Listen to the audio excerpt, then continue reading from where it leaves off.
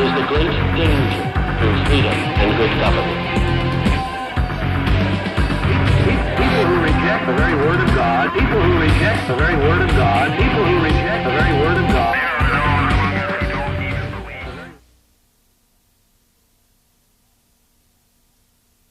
Welcome to Freethinking 101, brought to you by the Rationalist Society of St. Louis.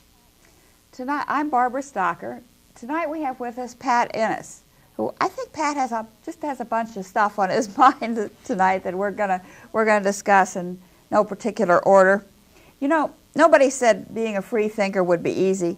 Sometimes it's just downright disgusting to view the world from a free thinker's perspective, seeing all the weird, harebrained, and sometimes just plain evil stuff going on and not being able to do anything about it. The only saving grace, if I can use that expression, is that some of this stuff is so stupid it's funny. Tonight we're going to explore some of these weird and wacky things that are bugging freethinkers. Pat, I know you've got a lot on your chest about oddball religious stuff. Let's just start at the top. What's the funniest, most unusual religious oddity you've come up with recently? Well, I'm glad you said recently, because there's a real litany, if I can use that phrase. Here we go. Of weird stuff associated. I guess this is why I kind of like free thought so much. Why I used to like to read books about flying saucers, because there was that thing of where it was the supposed truth was stranger than fiction. You can read science fiction short stories, and you can read flying saucer accounts, and sometimes it's hard to tell which is which. And I get that strange feeling sometimes when I'm reading religious literature too. Some people might be aware of Secular Subjects. This is the Rationalist Society's newsletter that I serve as editor for, and in the course of publishing Secular Subjects, I do a lot of research. I find a lot of interesting material to use in the religious literature. Now, to get back to answering your question finally, I guess the funniest thing I've come up with recently, out of my studies of religion, fringe religion you might say, is this story that appeared in a magazine called the Fatima Crusader. This is a magazine that's published by a religious order that's dedicated to promoting Our Lady of Fatima. You know, this is one of the appearances, the personal appearances that the Blessed. Well, we're going to get into this a little bit more later in the show. But they've got a rather unusual perspective of the world, and some of the things that they've come up with to put in this magazine are quite amusing. But the one that grabbed me, and the one I'd like to point out to our readers now, is a little article that's headlined, "The Terrible Fruit of Communion in the Hand." Now, you didn't realize that the Catholic Church, or some segments of the Catholic Church right now, are suffering mightily from the breaking the old ritual of the priest delivering communion directly into the mouths of the communicants. Is that the correct word? I guess the people that receive the communion anyway. What has happened, it appears, is that some of the people, after receiving communion in their hand, have not ingested it as the sacrament calls for. They've actually gone back to their seats and taken the communion and stuck it under the bottom of the pew, right along next to old pieces of bubble gum. Now, they actually have a photograph in here that documents this and shows a little wafer right next to a piece of bubble gum. Oh, yes, you can see it if you like. And there's the priest's lament. It says, well, I'll just read this for you very briefly. It says, "A Catholic religious brother from the eastern USA sent this photographic evidence of grave sacrileges against our Eucharist Lord and King. He has tried to stop this crime." He writes, "For the last 3 years it fell to me as my responsibility to scrape our blessed Lord from under pews stuck there with the old wads of chewing gum." So they're really up in arms about this. Now, What's the world coming to? What's the world coming to? There's a couple of odd aspects to this story. One of which is I wonder. Now they condemn the new innovation of taking communion into the hand instead of into the mouth. But I wonder how, if they haven't put it in their mouth, how they ever get those wafers to stick to the bottom of the pews. That's one thing that's got me mystified. But there is a solution. There's two possible approaches they could take. Now, if this is a sufficiently serious problem, the Catholic Church is loaded, after all we know. I don't think there's going to be a budget problem here in solving this problem. If they want to protect the Holy Eucharist, I suggest what they do is they line the bottom of the pews with Teflon, non-stick surface. Okay. No more problem. Okay? It worked for Ronald Reagan. The Teflon president, yes, we could have a Teflon body of Jesus, I suppose. But perhaps a more appealing solution might just be better tasting hosts.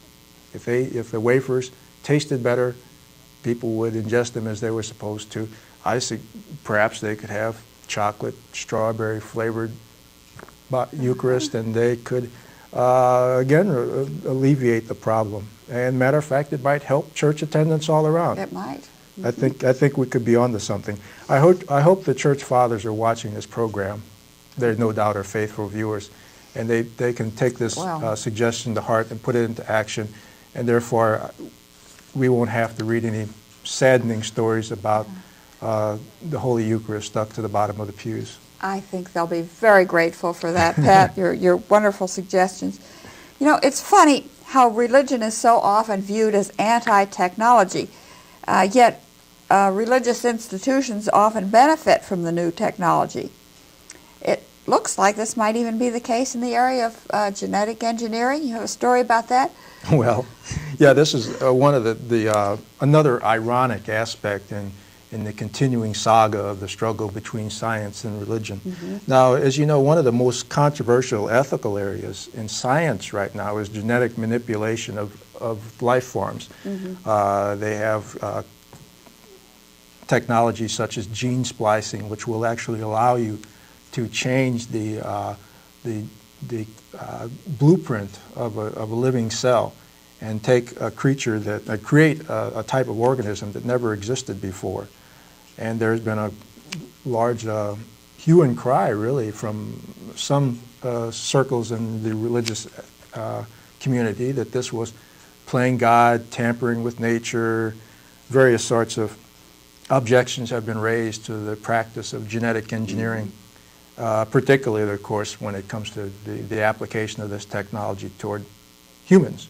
But generally, there's the technology that's applicable toward higher forms of animal life are applicable to humans. So there's been actually an outcry against even the exploration of this whole area of technology. They have the Human Genome Project, which, as you may have heard of, is a project to map the entire genetic structure of humanity. Now, what I've come across, though, in a magazine called End Time, this is a Protestant production, which has a kind of an apocalyptic view of they're actually looking for the return of the Lord Savior at any moment now. They've got an article in here on what they call the Red Heifer Project.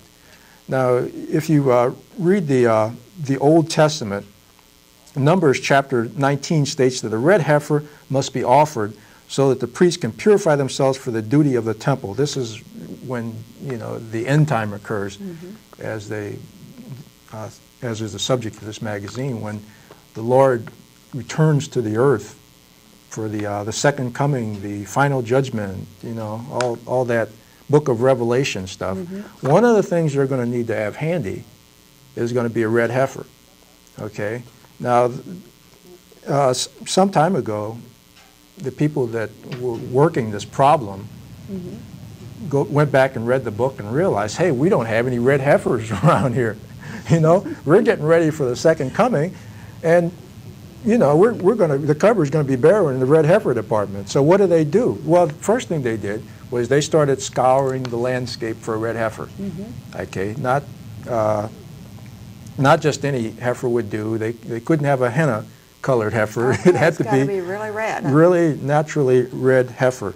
They couldn't use a little hair dye or anything on that. They say you can't fool Mother Nature, and only your hairdresser knows for sure. So I'm pretty sure that Jesus, when he came back, he would rank somewhere above Mother Nature and your hairdresser in terms of being able to ascertain whether this is really a red heifer or not. But what they've done was they've decided now, since they have come up dry in their search for a red heifer, that they're going to genetically engineer a red heifer. Okay, they're not going to. You can't really breed a red heifer because you don't. I mean, you know, you might put two colors together and get red. I guess it's one of the primary colors or something. That doesn't work anyway.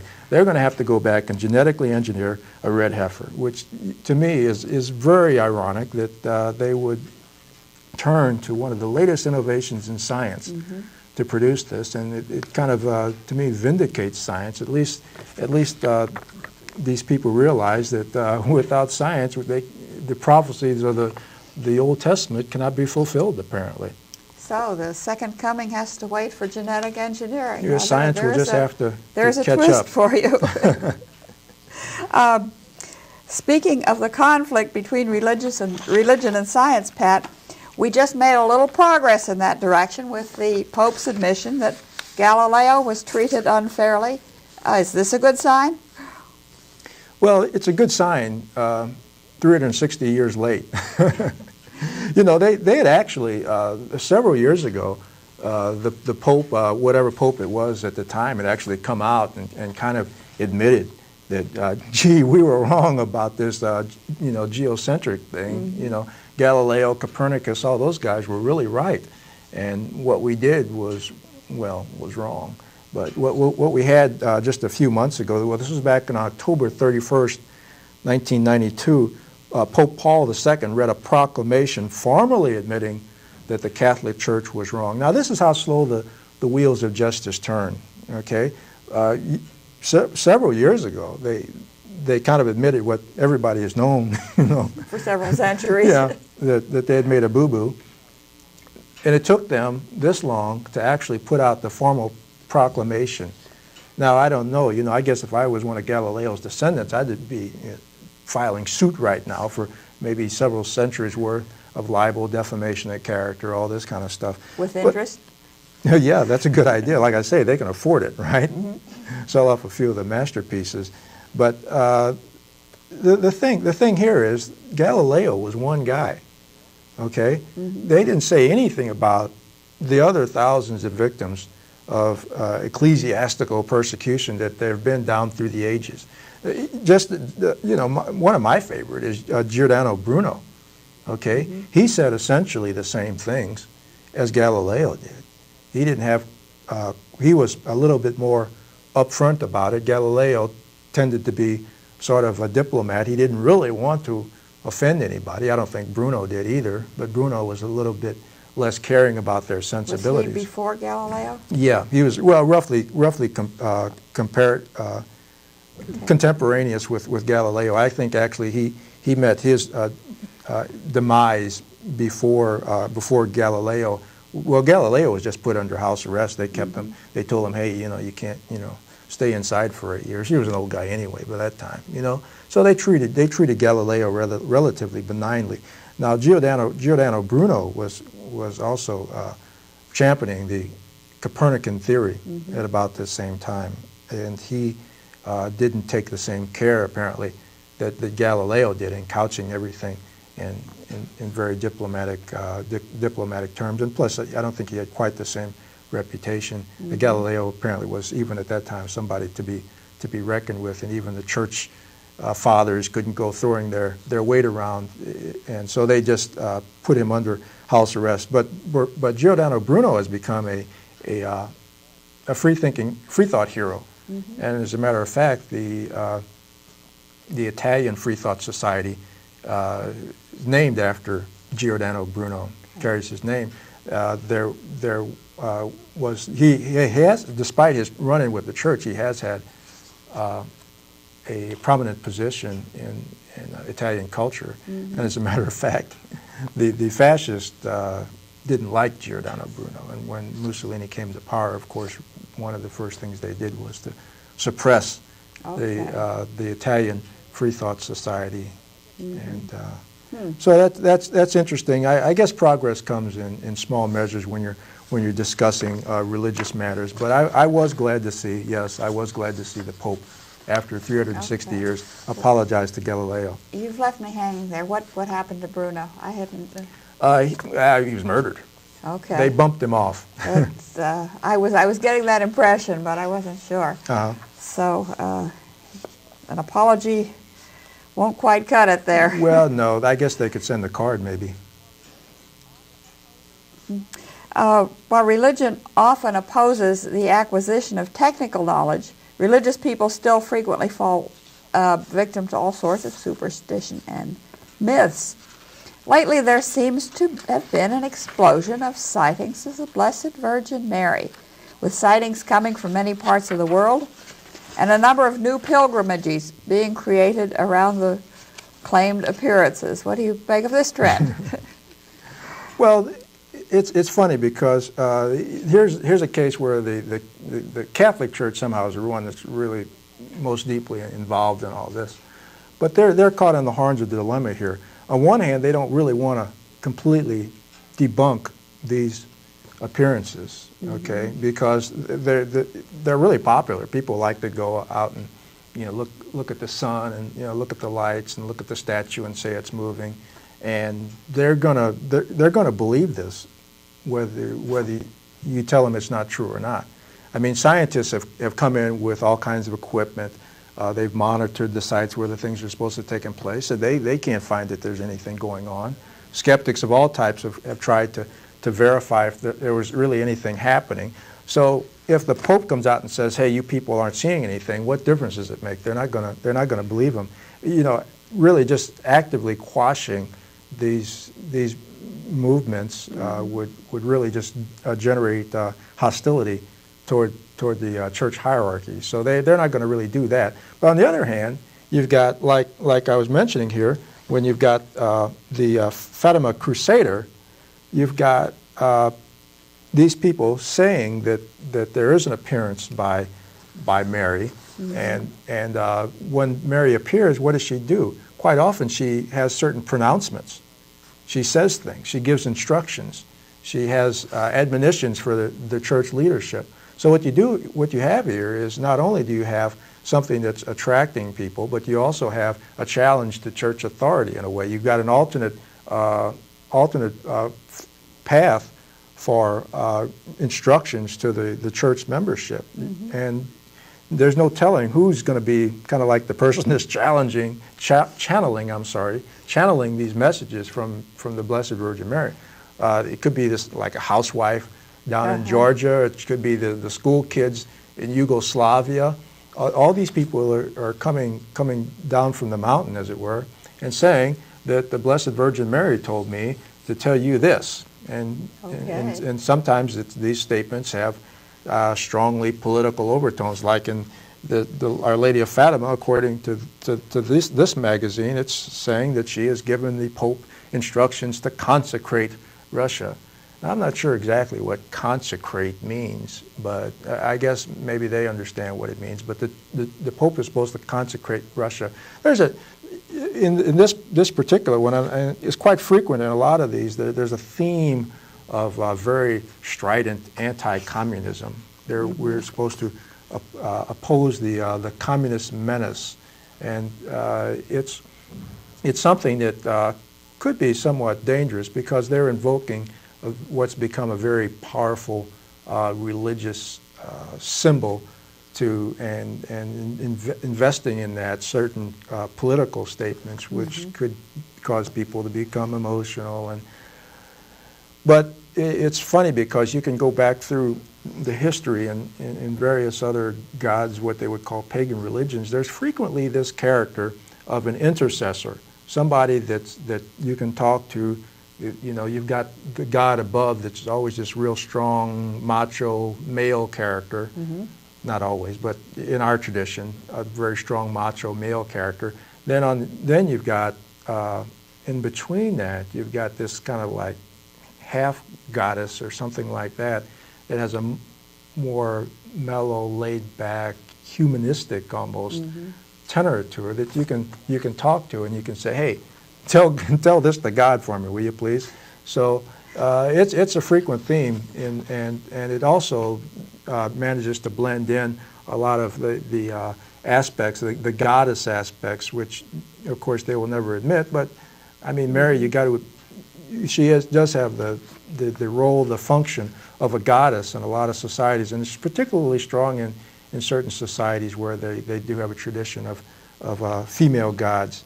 So it's an interesting phenomenon, one that does have a certain amount of danger for both the church hierarchy and society in general. Okay. Well, in the area of religious hoaxes, one of the largest and most influential ones to come to light in recent years was the one of Mark Warneke, who claimed to be an ex-Satanist and was speaking to all these fundamentalists about it. Yeah. Did that bug you? Well, this whole Satanism thing has been bugging me for a long time, okay? The whole thing of that is it's only the Christians who believe in Satan. Freethinkers don't even believe it, yet they accuse us of being the Satanists. Well, yeah, that's an irony too, that people confuse free thought and Satanism. Yeah. Well, that's off your topic, though. Yeah. What about Warneke here? Well, the thing is, this guy almost single-handedly created this whole satanic conspiracy hysteria. I won't say single-handedly, but he was certainly a seminal influence in the development of this as being some kind of cause célèbre in fundamentalist or evangelical, well, we have this word, fundagelical Christian circles. He wrote a book back in 1973 called The Satan Seller. Now in this book, Warnke claimed to have been a priest, a satanic high priest that had led a cult of over 1,500 people. Okay, these were all hardcore Satanists. They were into all the satanic activities. They were doing, human sacrifice and, all the fun stuff the Satanists are supposed to do, at least in the movies. But anyway, he wrote this book. It was a big seller. It was widely cited by people in law enforcement. This guy made the talk show circuit. This book was cited really as evidence that there was really some type of satanic conspiracy. Now, despite all the bad stuff he was supposed to have done, and he turned to the Lord and all that kind of stuff. There was never any kind of documentation that any of this stuff ever happened.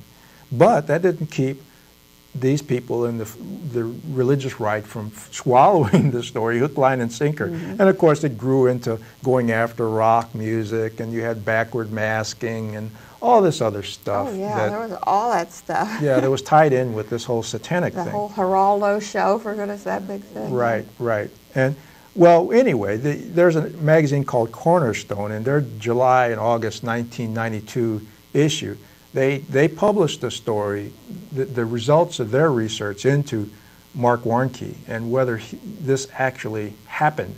They went back and talked to like about 100 people that knew Mark Warnke during the period in which he was supposed to be this leader of leading this satanic cult.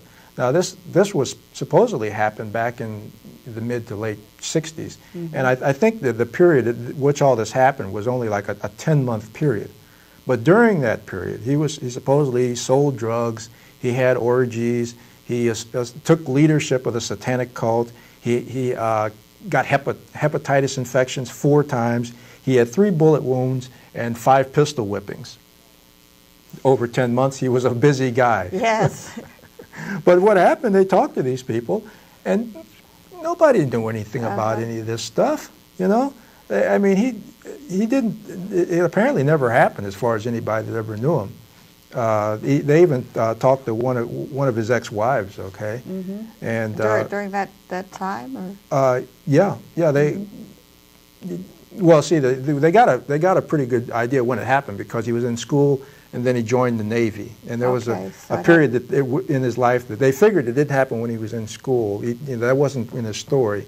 He wasn't a student at the time, apparently, and not when he was in the Navy either, okay? So it had to all happen during that window there, but it didn't, by all evidence. So what happens is we see that a lot of the energy that's been expended trying to track down Satan over the past 9 years is really like us freethinkers and a lot of other people have been telling them, really a big witch hunt, a waste of time, and kind of a big joke. Well, that's been very interesting. We're getting a little bit low on time. Do you have a couple other statements? I don't think we can wind up the rest of this. But, well, I was going to get into my homophobic paranoia I know, but stage. we'll have to save that for another time. Well, you just never run out of material, Barbara. I know. You know, Okay. when you're studying religion and the weird aspects to religion, that's, like I say, it's what I like about free thought. It gives you a clear perspective and lets you see a lot of the funny stuff. Well, I'd like to give thank you and give our viewers our address. It's the Rationalist Society of St. Louis, Post Office Box 2931, St. Louis, Missouri 63130. Got it. So, yeah, that was very interesting. Thank you, Barbara. Maybe we can continue it sometime.